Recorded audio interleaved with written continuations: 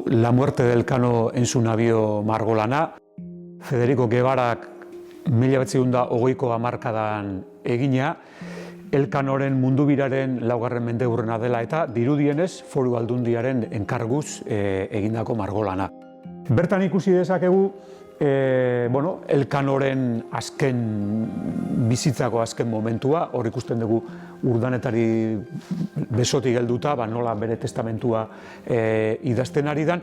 Hori da islatzen duna, testamentuaren idazketa, hor ikusten ditugu baita ere testiguak, hor ikusten dugu idatzizun eskribaua, eta nolabait azaltzen dena da jakintzaren transmisioa. Hau da, Elkanok zeukan itsas jakintza hori nola Urdanetari pasatzen dion, nola bere misioa, ozeanoetako ateak zabaltzeko misio hori pasatzen dion Elkanok Urdanetari. Eta horrek lotzen du nolabait baita ere gure erakusketarekin, ze gure erakusketa hain zuzen da Elkano eta Urdaneta ozeanoen aurkikuntza.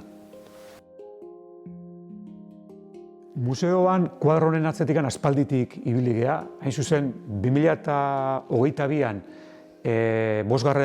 mendeurrena dela eta orduan nahi izan gendun, pretenditu gendun hau kuadro hau nire ekartzia, baina oso egoera txarrian zegoen. Eta, beste mendeurren hau baliatu dugu hain zuzen, kuadro honen zaharberritzearen beharra aldarrikatzeko. Eta aldarrikapen horreri erantzunez, Foru Aldundiak zaharberritu du, hemen ikusten dugu oso lan ederra egin dutela, eta benetan orain disfrutatu dezakegu erakusketa honetan kuadro hau. Bestalde, aukera ederra da baita ere Federico Guevararen lan hau ikusteko, nik uste bere lanik ederrenetako bat dala.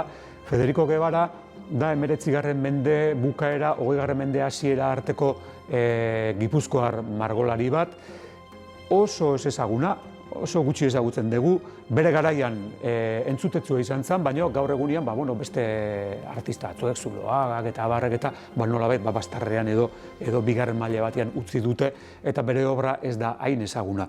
Eta guretzako aukera bat izan da baita ere, batetikan obra hau ikusteko, jendeak disfrutatzeko, eta bestetikan baita ere, nolabait Federico Guevara, pixka bat aldarrikatzeko eta ezagutzen hasteko.